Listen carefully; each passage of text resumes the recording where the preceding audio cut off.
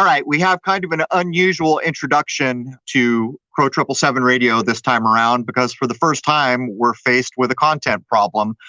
This will be episode 143, and one of our previous guests, Dr. James Fetzer, has been served a lawsuit from Mr. Posner of Sandy Hook fame. We have a conversation to find out what this is all about, what's supposedly about to happen, and we understand fully that if we talk anything about things like Sandy Hook, that we will be censored here or on any social media for that matter. It's happened time and time again. Jason is currently living under one strike. Episode 44 was just removed from public view on my YouTube channel. So having said that, the first hour will still be free to anyone who wants to hear it at crow777radio.com without a login. The second hour will be available as it always is to all of membership. But Jason, Jason's here with me, by the way, in this kind of unusual intro where we've had to make some decisions here. And I want to make it perfectly clear. This is all free content. You don't need a login or anything. But I would also like to add that Jason is getting to a point with the editing of the movie Shoot the Moon that he has opened up a GoFundMe page to try to offset some of the costs. And he's about to attempt to get this movie run in places where typically movies like this don't get run. But anyhow, I'm going to intro in. And again, everyone head over to crow777radio.com and there will be the first hour that normally runs on YouTube. But since we will be censored if we have a conversation, no matter how polite we try to do it, with anything regarding any of the violent events reported in the media, I will say the following. Let's jump in with Jason Lindgren and Dr. Fetzer and talk. A lawsuit, which, by the way, the links will be up. You'll be able to see it. The lawsuit that's been filed by supposed, I don't even know if it's a real person, Mr. Posner against Dr. Fetzer. Cheers. All right, man. Welcome to Crow 777 Radio. This is episode 143. I have Jason Lindgren with me, and I got an email from Dr. James Fetzer this morning, who has been served with a lawsuit. And you may ask, by whom? Well, by the fraud charade that is Posner from Sandy Hook fame. Anyhow, welcome, Jason. Good morning, Crow. This is going to be very interesting. It has the potential to be a bit of a landmark thing. It'll be very interesting to see where this goes. Do you have anything for the introduction before we jump right in? We have limited time with Mr. Fetzer. I do not. Let's get right into this. All right. Welcome, James. Oh, yeah, Crow and Jason, I'm delighted to be with you guys. And yes, the lawsuit was submitted on the 27th of November in Dane County in Wisconsin, where I reside. I was served on the 29th of November. I have 45 days to respond. I submitted an answer rather than a motion to dismiss because I do not want the case to dismiss. I want to have a formal legal resolution, and you can find my answer. You can find my answer online at jamesfetzer.org. So basically, if I'm not mistaken, and I will state for the record, we're recording this on January 10th, 2019. The 45-day limit would be tomorrow on the 11th. Is that correct? Yeah, that's correct. And I submitted it a week early. Rather comprehensive. I can display all the elements of the case as you and Jason would like. Well, I'll tell you what, you sent me a link this morning, and I will be providing this to everyone at crow777radio.com. As I've stated, this is critical, what's going on here. This is all charades, and they are pressing a lawsuit for defamation against you. And my first question is, does Posner even exist as a human being? Well, actually, we think that Lenny is just as much a fiction as Noah. He's one of the fake Sandy Hook parents. He's no doubt the most famous of them all because his photograph and that of Noah have appeared all over the world. You may recall that Wayne Carver, the medical examiner, when he gave his press conference on the 14th of December 2012 explained the parents were not allowed to see the bodies, but identified the children on the basis of photographs. Research we have done since the publication of Nobody Died at Sandy Hook in 2015, which had 13 contributors, including 6 current or retired PhD professors, which demonstrated that the school had been closed by 2008 because it was loaded with asbestos and other biohazards, that there were no students there. that it was a 2-day FEMA exercise where we even have the manual, which I included as Appendix A in the book, which Amazon banned after being up for less than a month but having sold nearly 500 copies. But we published a second edition in 2016. Since all of that has occurred, we've been able to establish that Noah Posner was a fiction that only existed in the form of photographs, and he was made up out of photographs of the person presented as his older stepbrother, Michael Babner, when he was a child. And that, based on new research, some of which appears in the Sandy Hook Memorandum series prepared for the President of the United States under the editorship of Robert David Steele, which you can download for yourself for free, just as you can download the book itself for free in the first edition, because when it was banned, I immediately released it to the public as a PDF. And where a friend of mine who tracks these things has calculated it's been downloaded as many as 10 million times, appears to be the case that, unsurprisingly, since we have so many photographs of Lenny Posner with Noah, if Noah turns out to be Michael Babner, that Lenny himself would turn out to be Michael Babner's father, Reuben Babner. So that's one of the issues that I raise in my answer to this complaint. And my mind is spinning with what this can potentially mean, but I'll dial the clock back. I remember early on when people were ripping apart the fraud that is Sandy Hoax.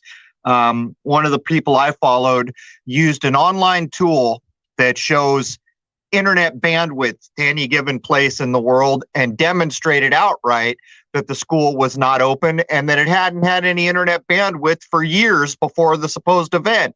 Yeah, that's one of multiple proofs, but there are a vast number. I mean, we have aerial photographs, for example, of the parking lot from the day of the event. And what's telling about it is, number one, there's none of the familiar white and blue parking space or white and blue signage for handicap parking. That shows already that the school at that point in time was not in compliance with state or federal laws for Americans with Disability Acts, which require that there be handicap parking, but requires that signage, requires all entrances and exits that be wheelchair accessible, as well as the bathrooms.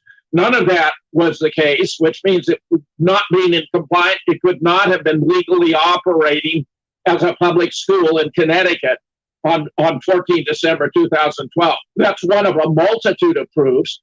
We have a host of photographs. One nice example is an exit at the side, which is a wooden stairway that no wheelchair could navigate, which has a steel rod extending up from the banister, which could pop the eye out of a little kid. This was a kindergarten through fourth grade school.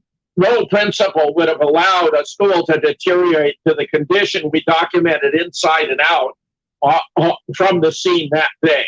Well, I mean, there's so much we can get into here. And then, of course, they had to demolish that school to get rid of the evidence. But I've got to ask you, Dr. Fetzer, this seems to a logical mind like the machine is lining up on you for someone to bring a lawsuit about what every thinking human being in this world knows was a drill put on by FEMA, demonstrated over and over and over.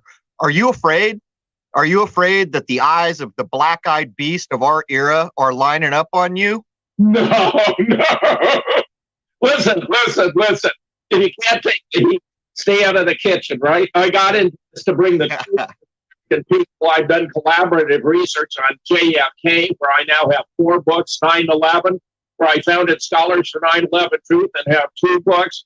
Sandy Hook, the Boston Bomb, Charlottesville, Parkland, just published a book on Parkland. You can find our conspiracy catalog at moonrockbooks.com, where we now have a dozen books. We began with 1.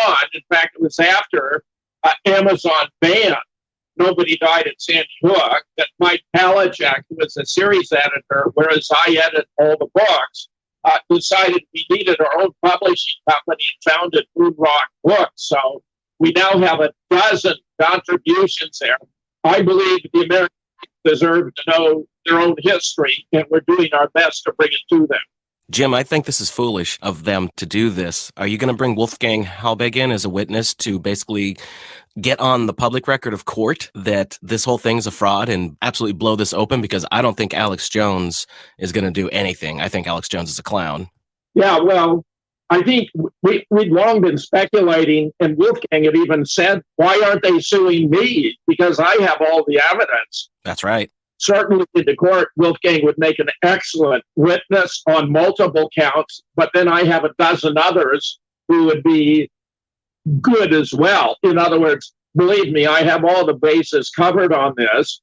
And the lawsuit was very narrowly drawn. They think they can keep out all of the evidence that this was an elaborate fraud by having crafted it to revolve around one central issue, namely whether the death certificate that Lenny gave to Kelly Watt after they'd had 100 hours of conversation during which she told him she didn't believe him, she thought he was lying, thought he didn't have a kid, didn't have anyone who died at Sandy Hook, asked for proof. He sent her, undoubtedly, inadvisedly, a copy of a death certificate that, based upon our research at the time, and this is already documented in the first edition, the original edition of Nobody Died at Sandy Hook, that was a fabrication. You can find it in chapter 11, co-authored by me and Kelly.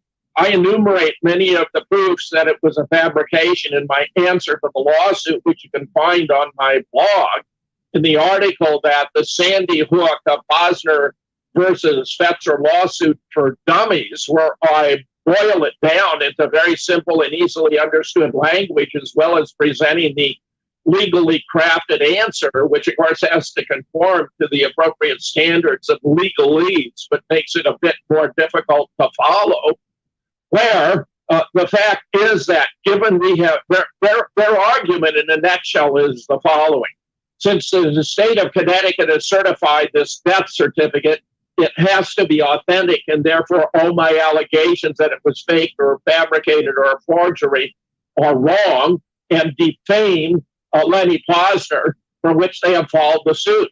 My argument in response is that since we have already demonstrated that the death certificate that was given to Lenny Posner, that Lenny Posner gave to Kelly Watt, is a fabrication, fake, or a fraud, if indeed they are the same in every material respect as the complaint alleges, then the state of Connecticut has certified as valid a fake, fabricated, phony death certificate, and not only, which is a violation of the law, and not only do I give direct evidence of the proof of fabrication, it's in fact not the same in every material respect. For example, the state certified death certificate has a file number, which the copy given to Kelly Watt does not have. The state certified death certificate has a state seal, which a copy given to Kelly Watt does not have.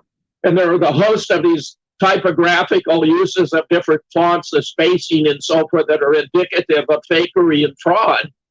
But there's all the indirect evidence that I bring in insofar as if, in fact, it was a FEMA drill where nobody died, it follows that any death certificate related to Sandy Hook has to be a fake, a fabrication, or a fraud. So with the combination of the direct and indirect evidence, I'm arguing all of this evidence demonstrates this is completely fraudulent, where the state of Connecticut is now, in my opinion, committing itself to having validated a fabricated death certificate. Well, I mean, at the very least, they put on the whole charade. If this was in fact a drill, a state would know that the drill was going on. But I've got to ask, clear this up for maybe people who haven't followed the Sandy Hook saga. Has Mr. Posner been a public face at all? Has he been out in the world and interviewed? What do we know about Mr. Posner, the maybe living human, maybe actor? Has he been out in front of cameras, or has he been in the shadows? Well, this is the initial absurdity of the lawsuit, because it begins by declaring that he's not a public figure, but a private individual.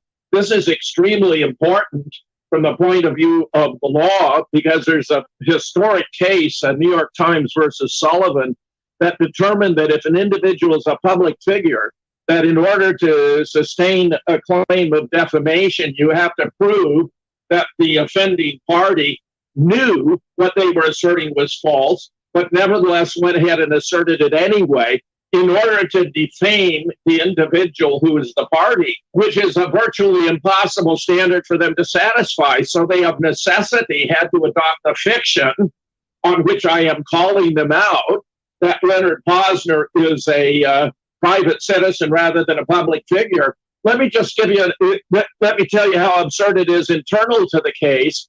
Chapter 11, which I co-authored with Kelly Watt, both in the first edition and the second, it's an identical chapter 11, points out that we are responding to an article that was published in the Hartford Courant by none other than Lenny Posner.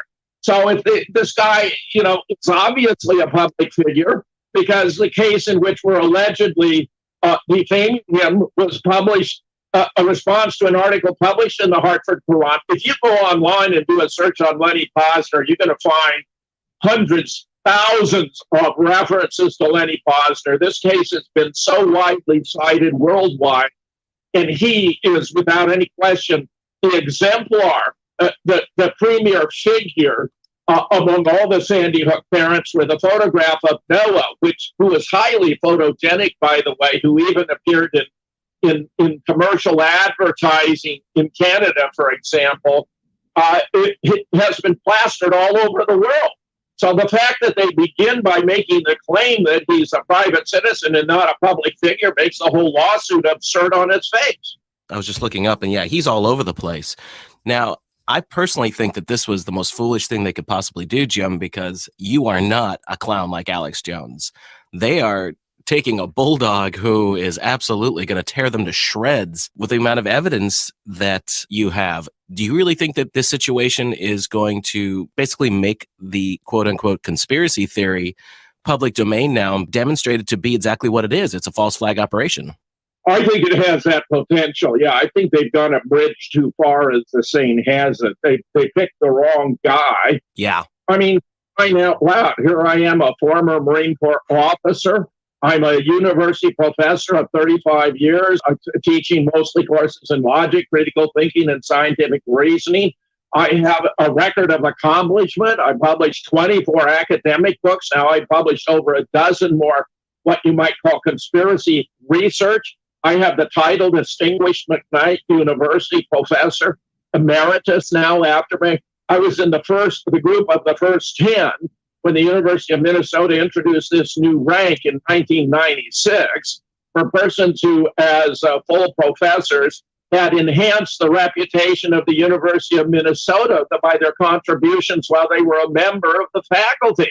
I mean, they picked the wrong guy, precisely as you say. Anyone could go to my academic website, and you can easily find it by a search, curriculum vitae, James H. Fetzer, or academic website, Jim Fetzer, whatever, you're going to turn it up.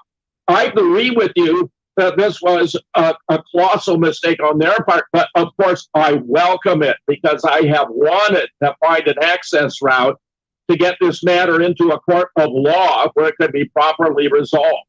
Well, hopefully there's still courts of law in this country that do what they're supposed to be doing. I have my thoughts about that, but let me ask. We've seen at least a couple other lawsuits that have to do with Sandy Hook get filed, but if I'm not mistaken, in each case, the judge has thrown it right out. It never saw the light of day. Are you aware of how many times this has gone on? And by the way, was Posner a part of these lawsuits that get chucked out by the judge? Well, what happened, he brought a comparable lawsuit against Wolfgang Halbig in Florida for defamation.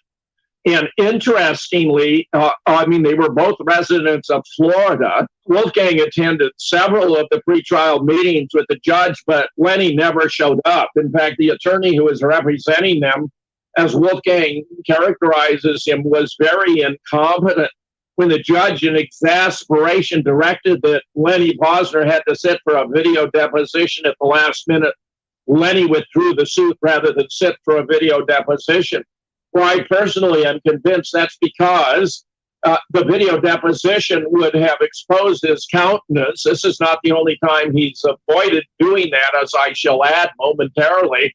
and that others might, seeing his visage, say, hey, I know that guy, that's Reuben Wagner, and blow his cover as Lenny Posner. Mind you, he's perpetrating a fraud on the court by using a false identity and bringing these claims, just as he and the other Sandy Hook parents perpetrated theft by deception by posing as having lost children at Sandy Hook, where the sympathetic but gullible Americans contributed between $27 and $130 million in donations, which divided by the 26 families is more than $1 million apiece for feigning being a parent of a child who died at Sandy Hook.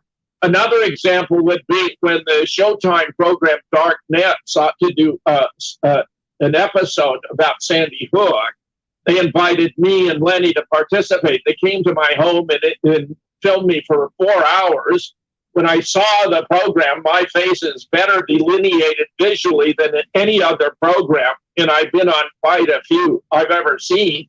Lenny, however, excused himself from being shown facially, claiming he didn't want his image to be put on the internet for harassment and ridicule, which, of course, is a completely absurd allegation. I mean, look how often his face is supposed to be out there as the father of Noah Posner.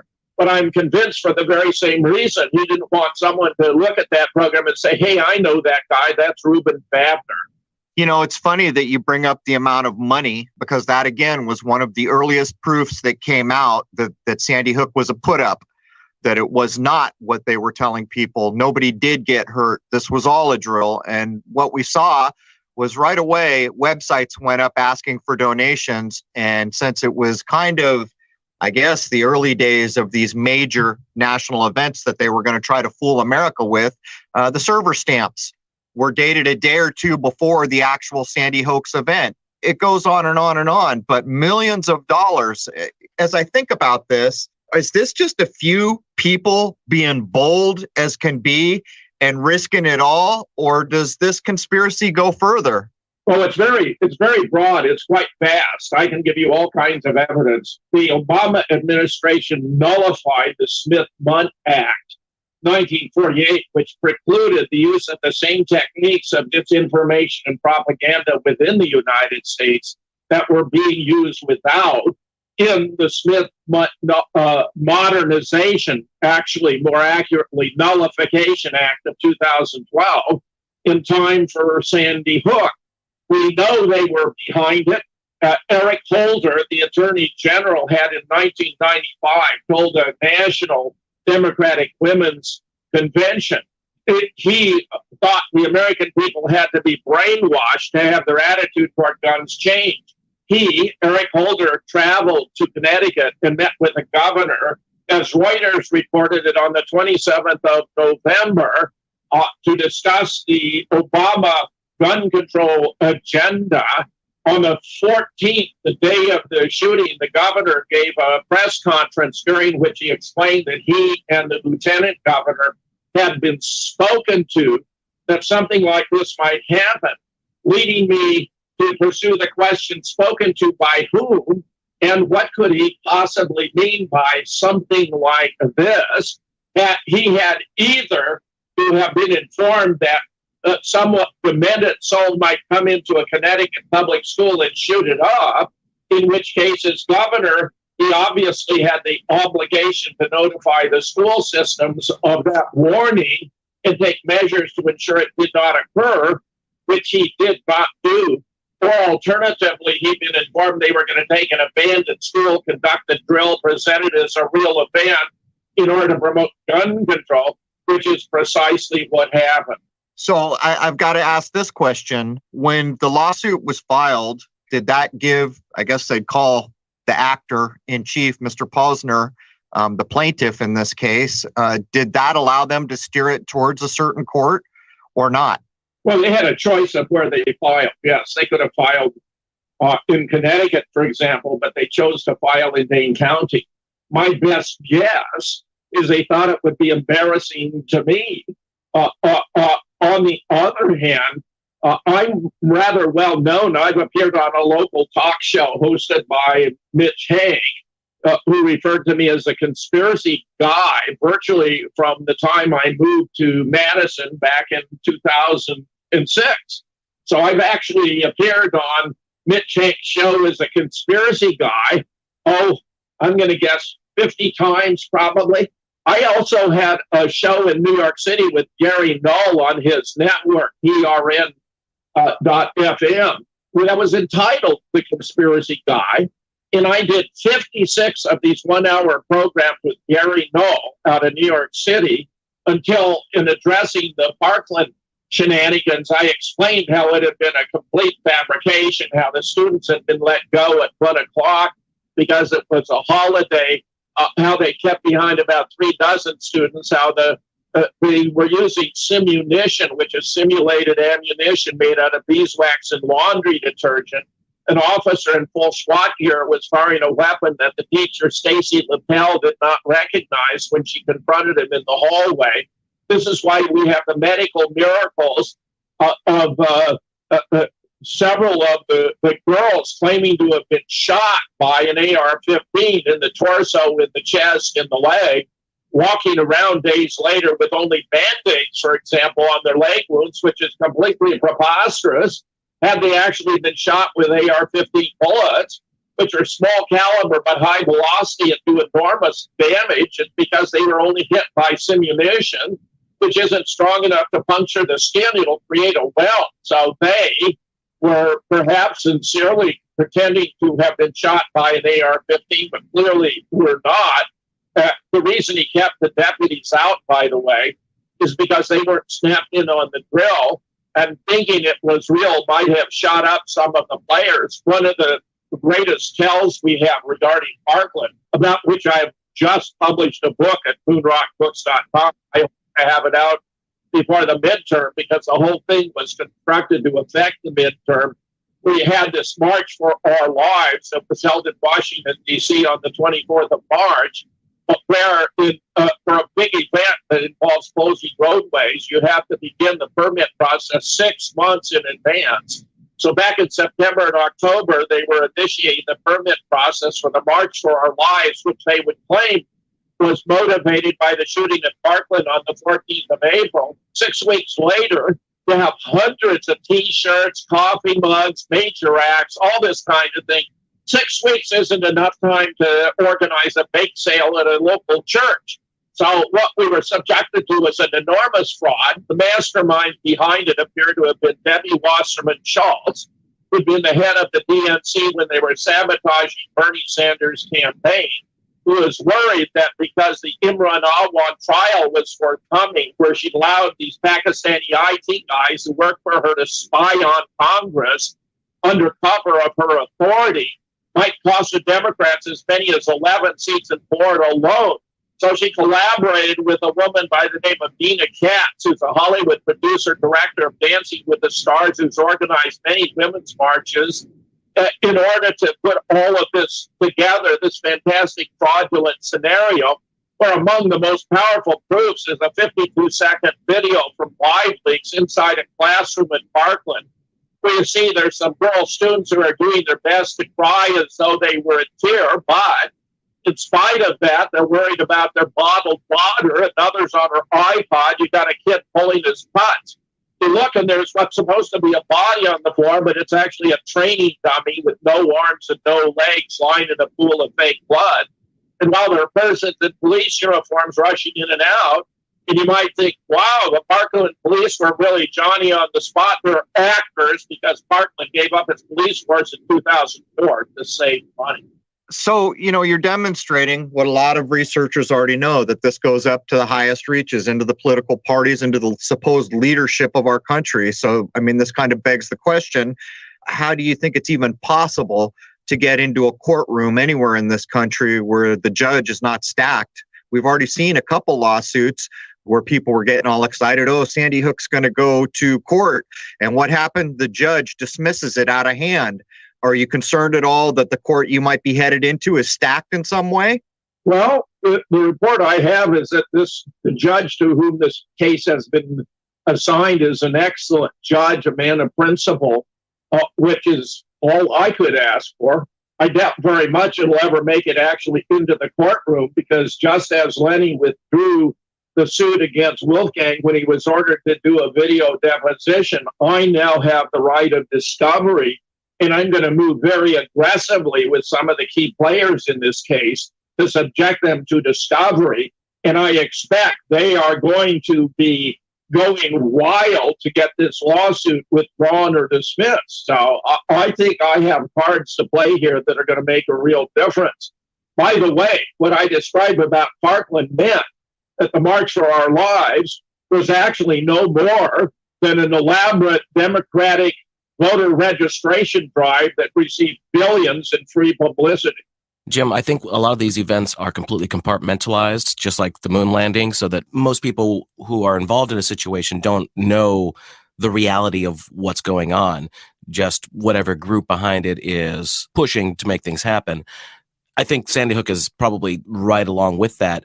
What is it that they're actually going after you for? Is it a large sum of money to intimidate you? Oh, no. Look, my interpretation of the suit is it's a political stunt. It's a public relations event.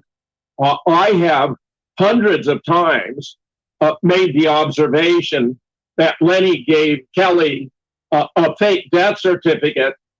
And obviously, if he'd actually lost a son at Sandy Hook, he would have had a real one. And I believe that the reason they drew the case so narrowly was in an effort to play their strongest hand, given that the state has certified this death certificate.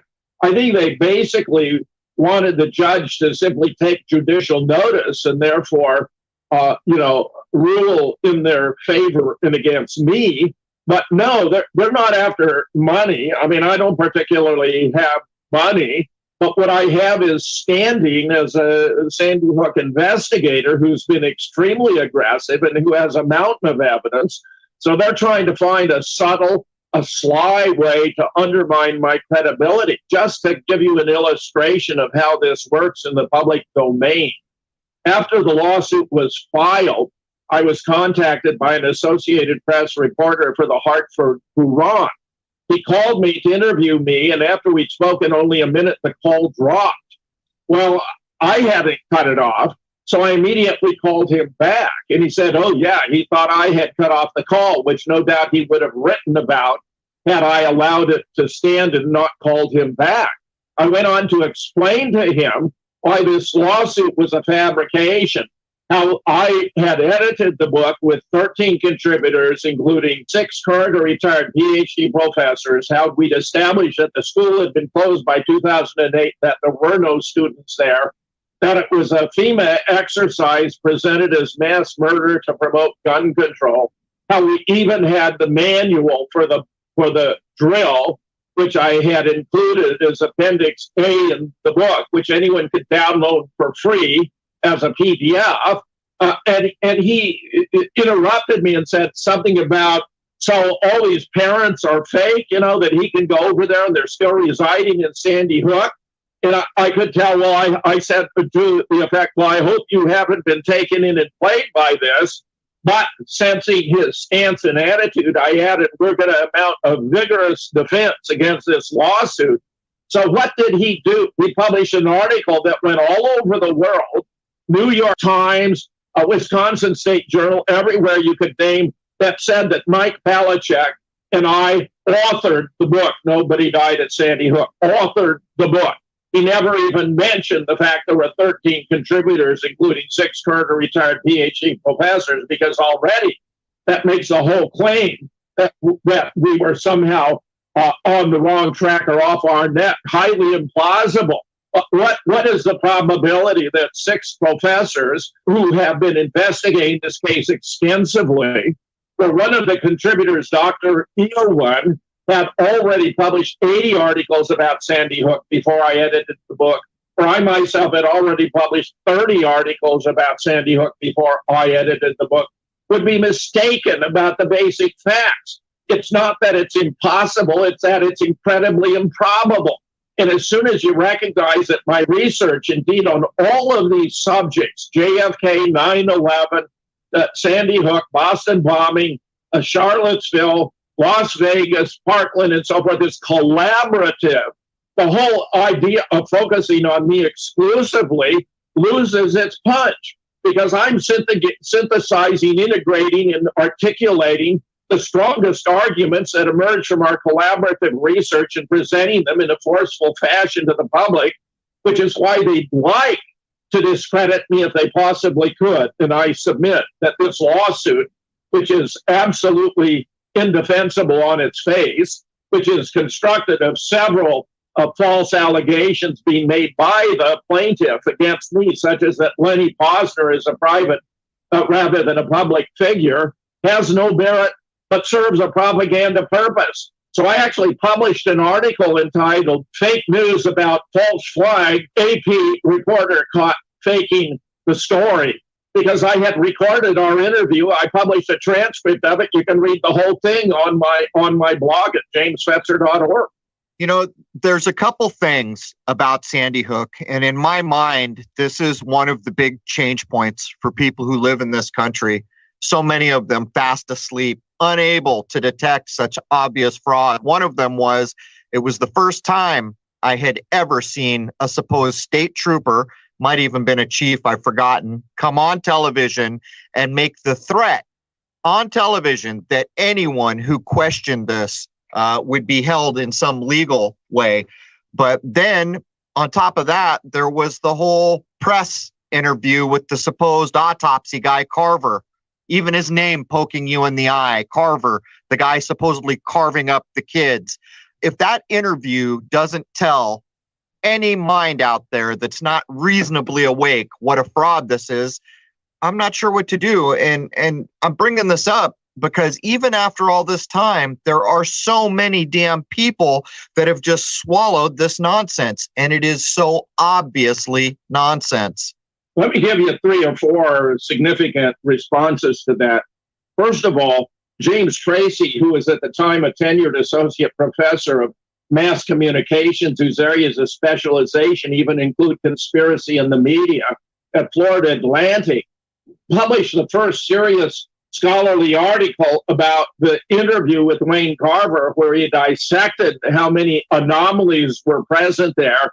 He claimed to have done the autopsies in an astonishingly brief period of time, didn't know how many boys, how many were girls, didn't actually know how often they'd been shot, though he claimed each of them had shot between 3 and 11 times apiece. Frankly, this is simply absurd. As a former Marine Corps officer who used to supervise recruit training, including marksmanship, I am one among many experts on marksmanship would tell you that the kill-to-target ratio attributed to Adam Lanza, who, by the way, himself appears to be as fictional as Noah Posner, is phenomenal. No real event would have led to this mass shooting with this many kills in this instance. And of course, we know all sorts of anomalies occurred. There was no surge of EMTs into the building, no string of ambulances to rush their little bodies off to hospitals where they could be determined to be dead or alive. No medevac helicopter was called. Triage tarps was put out, but no bodies were ever placed on the tarps. They so congested Dickinson Drive that had an emergency vehicle sought to enter, they couldn't have made it through the massive vehicles that were congesting the area.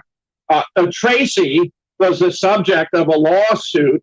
Well, actually, what happened was Tracy's university was subjected to pressure by the Jewish community in South Florida, including the Jewish journal Forward, the Sun Sentinel, and other publications, which ran stories by Lenny Posner attacking him, claiming that he had been harassing them.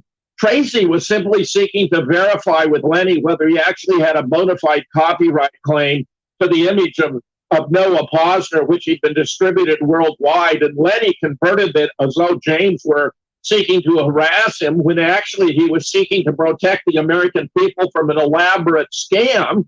Because as I've already observed, these fake families got pocketed over $1 million apiece for pretending to have lost a child at Sandy Hook. And Tracy was, in fact, taken out of his tenured position, removed by the university on the completely flimsy, fabricated ground that he failed to sign a form about his outside activities. Now, I was in higher education for 35 years. No one is dismissed. for failing to sign a form in a timely fashion. The whole suit was simply absurd. But the university, in my opinion, conspired against him to deprive him of the position to which he was fully entitled.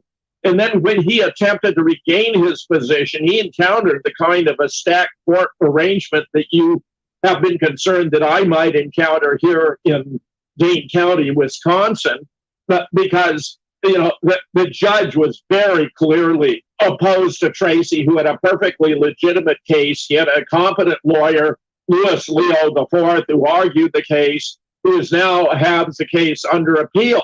But that's one case about Wayne Carver. Here is another, which is that we haven't been able to obtain any of the death certificates anywhere. We've made all the efforts we can. The only one we've been able to get access to is the one that Lenny gave to Kelly, which is now the subject of this lawsuit. They claim they gave them to the New York Post. We reached out to the Post, but the Post refused to confirm that they had those. In addition, now, when you talk about Lieutenant Paul Vance, this is an extremely interesting aspect of the case. Yes, he came on television at the end of that press conference to say that anyone who offered an opinion at variance with the official report of what happened at Sandy Hook would be subject to prosecution.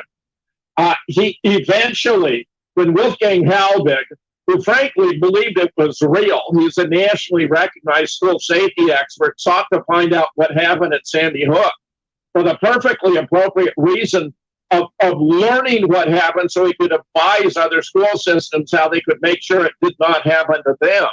Found two homicide detectives from the local precinct on his porch in a gated community in Florida, explaining that they were there on behalf of the Connecticut State Police and that if he continued to raise questions about Sandy Hook, he would be prosecuted. Well, I believe we have found the deeper reason for the state police concern in the book. You'll find in chapter 7, we have 50 photographs of them furnishing an empty home to serve as the residence of Adam Lanza. The most interesting of all of these is a photograph of the Nancy Lanza bedroom where Adam is alleged to have shot his mother with a .22 caliber rifle. When we look at this photograph of the room, you can see, yes, there's some red stuff on the bed, but it doesn't look like blood. I believe it might be raspberry jam. At the foot of the bed is a cedar chest that has a group of forms on it that we find in other photographs from inside the house where they appear to be keeping records about how they arranged the room. And then Kelly Rott, who happens to have her own commercial and home cleaning service, with her keen eye spotted beneath the leg of the bed a blue moving pad that in their haste they had forgotten to remove. It's obvious that this is an empty home because there's nothing on the walls, no photographs, no mementos, no pictures, no nothing. That means, of course, in my judgment, the realtor didn't want the walls to be defaced because she may have to do touch-up, still wanted to sell the house.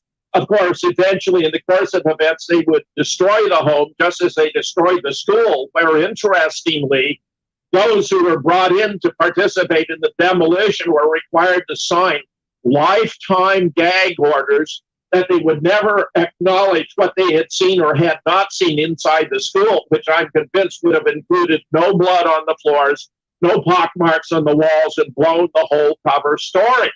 Meanwhile, of course, the Newtown School Board received a grant of $50 million to put up a new school to replace the old one, which, as I've explained, they'd actually abandoned by 2008. Well, I did a research, and it turns out the average cost for an elementary, kindergarten through fourth grade school across the country is only $7 million. So Newtown was given 7 times $7 million to erect a new school. As I asked at the time, what is this to be, the Taj Mahal of elementary schools? And in fact, it's rather grotesque. It has all kinds of artsy stuff there that is totally unnecessary in their effort to justify the expenditure. But frankly, the demographics of Newtown are such they can't actually support having this additional school. The whole thing is an elaborate scam. Now, in addition, in Chapter 8, we have 50 more photographs of them refurbishing the school to serve as the stage. We have the moving vans coming present. You have a name tag on classroom 10, which still has the moving van company. and a whole host of photographs that are extremely telling, especially the following. As I recall, it's exhibit number 24. And if you download the book for free, you have all these exhibits in color in the PDF, whereas the first edition of the book was only published in black and white. Today, all of our books are in black and white and in color, with only one exception, which had so few photographs, there was no point in publishing it in color. But what we find there in particular is a SWAT vehicle, or what we took to be a SWAT vehicle. I've been told it was actually a crime scene vehicle. It's very massive, on the scene before the event has taken place. And you can establish it's before the event has taken place because there's a string of 4 windows in classroom 10 you can see just above the roof of the vehicle that are undamaged. After the event, they'd be shot out. In particular, the second pane would be completely destroyed. So we include among the exhibits the windows before and after. We even have a photograph of the perps looking at the window frame, deciding what they're going to do. They drilled holes, actually, and then put pink rods into the holes to illustrate what was an imaginary shooting scenario, because all the pink rods are exactly parallel to one another, 90-degree angle to the window pane, another preposterous feat that would never occur in a real shooting event. And when you study the photograph, if you come down the flag, which is at full mast, you find a familiar figure with his arms folded, leaning against the wall, none other than Wayne Carver, awaiting the arrival of his portable mortuary tent, with his crime scene tape up for a crime that is yet to be committed. When we published the first edition, we believe this photograph was taken the morning of the 14th. Based upon shadow analysis, it now appears to have been taken the evening of the 13th. So they were setting up in advance for the completely contrived scenario they would present the following day of a mass murder at Sandy Hook. All of this is in the book. Now, it's very interesting that when the book was banned, Prison Planet, Alex Jones' publication, put an article about the banning of the book, and they included an even better version of this same photograph with a SWAT vehicle or crime scene vehicle present. It was up for, as I recall, like 38 minutes. It had 138 comments before they took it down. And I'm convinced they took it down because it gave an image credit directly to the Connecticut State Police. These images all came from the Connecticut State files. They were running the whole operation behind the scene and photographing each element thereof. So, James, there were a lot of people doing work early on to try to show that the town of Newtown was actually created knowing that this was going to happen at some later time. I want to get your impressions of these ideas, and to put it on the record, it was founded in 1705. It was later incorporated, and for my regular listeners, get ready to count the ways. 1711 was the incorporation date. But what's your feeling about that? Do you feel like the entire Newtown area was constructed just for this long game event? Absolutely not. I've never labored under that impression. There's a much more interesting claim, which has far more plausibility, that these were synthetic families that were brought into Newtown and given even free homes in the vicinity. There are records that suggest that a whole lot of those who would pose as parents of Sandy Hook victims came in 2009, and then on Christmas Eve, there were a whole lot of transactions showing they took their ownership of the homes for $0 that they were giving them for free. Now, I find all that fascinating and tantalizing, but I do not regard it as weighty or powerful as the evidence I've been describing to you here and now. There's just a mountain of proof that this whole thing was a sham without even having to resort to those arguments. But it would not surprise me, and I find it very plausible, that the families were brought in to Newtown in advance to set up this event, which was clearly an Obama operation. Let me give you another illustration. Andy Rooney's daughter has a program called Greater Boston in the area, and about a month before Sandy Hook, she featured the mayor of Boston, who was boasting about his relationship with Joe Biden, the vice president, and how Joe Biden had assured him that gun control would be a done deal by January of 2013. Now, the host was just dumbfounded, and she said, well, what could possibly happen to cause legislation to pass that fast. Well, the mayor was unwilling to add. But in fact, a month and 2 days later, on January 16, 2013, Barack Obama signed 23 executive orders to constrain our access to weapons under the Second Amendment.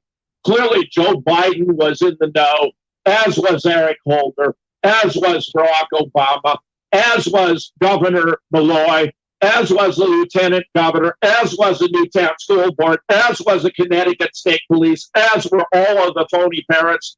This whole thing was an elaborate sham. But because it's been promoted aggressively by the Mockingbird media, which the CIA began investing in the 1950s, such that by 1975, its then director was able to, William Colby, testify to Congress that the agency owned everyone of any significance in the media, which would be followed in 1977 by Carl Bernstein's article in Rolling Stone, The CIA and the Media, where he explained that high officials of the agency had boasted that their greatest successes had been with Time Life, the New York Times, and CBS. For anyone familiar with the news of the area would recognize that if you had control of Time Life, the New York Times, and CBS, you had a lock on the American news media, which has only become worse with the passage of time. Where, for example, I recently, on various of my programs, video shows, presented panels of 100 executives from CNN, all of whom were dual U.S. Israeli citizens, 100 executives from NBC, all of whom were dual U.S. Israeli citizens, 100 executives of the New York Times, all of whom were dual U.S. Israeli citizens, where the Mossad and the CIA collaborated together to bring us contrived events of 9/11, attempting to blame it on Palestinians, absurdly enough, one of the ways in which the Israelis go a step too far, but in fact, everyone knows that their final solution would be to load all the Palestinians aboard a ship, float it out to sea, and sink it. It's completely outrageous what's going on here. And frankly, I'm not going to take it any longer. I am standing my ground on this lawsuit, which has a potential to expose the hypocrisy, the shenanigans, the fraud being imposed upon the American people to deprive them of their own best interest to promote the political agenda of a corrupt entity, which is now the Democratic Party. It's a disgrace. Well, Dr. Fetzer, this is bringing us towards hour one, and I can assure you, the people here, myself, Jason, we're going to watch and see what happens here. And we certainly hope that this is drug into a court somewhere and we can see what happens next.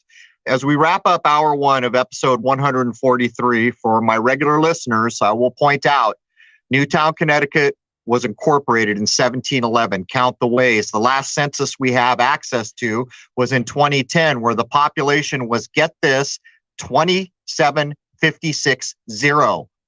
27,560 souls, again, encoding 9/11. In my view, there is no modern, recent, violent media event that doesn't tie directly back to 9/11 as the police state started to come out of hiding into the general public's open daily eye. All of us could see it all of a sudden.